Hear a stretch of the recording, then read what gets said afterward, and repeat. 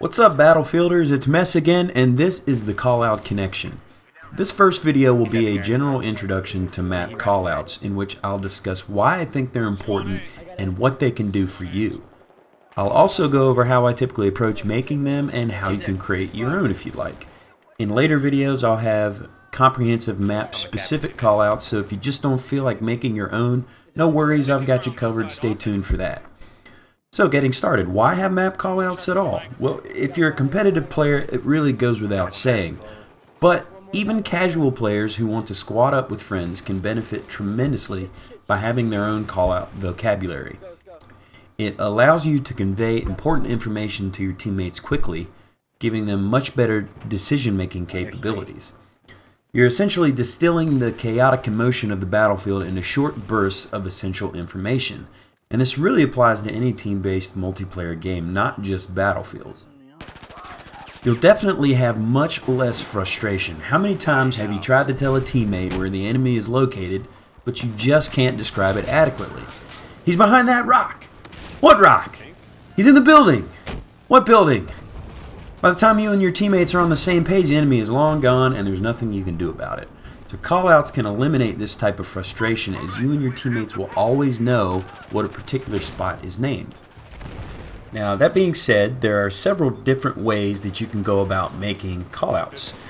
One method that I highly recommend is simply getting your teammates into an empty server and running around different maps together while brainstorming callout ideas. You can have someone record the walkthroughs to memorialize the names as well. If that's not really an option, you can always have an individual develop them through a combination of videos and screenshots. You can take a screenshot in-game by using your print screen button on your keyboard, of course, or you can open the console by hitting the tilde key on the top left and typing in screenshot.render. You'll find your screenshots in your My Documents Battlefield 4 folder. So, now you're ready to start. Well, I have several rules of thumb that I think help when making callouts. First and foremost is to keep them extremely concise. One or two words with just a few syllables are all that's really needed. Don't be too wordy. I also recommend avoiding directional names such as left and right, as they are always going to be affected by player perspective. You should use similar callouts on each map as well, essentially plagiarizing yourself, as it's ultimately going to be less for you and your teammates to have to remember. Obviously, each map will require its own unique callouts, but don't feel obligated to come up with something new for common callouts on each map. Now, as far as naming conventions, I typically stick to the basics and associate with things on the map to make it easier to remember. But you can get as creative as you want. All that really matters is that you and your teammates are on the same page and using the same vocabulary. Now finally, you might need to make updates to your callouts occasionally, be it adding new ones for spots that have heavy traffic or removing or changing old callouts. Don't feel obligated to settle, update and improve.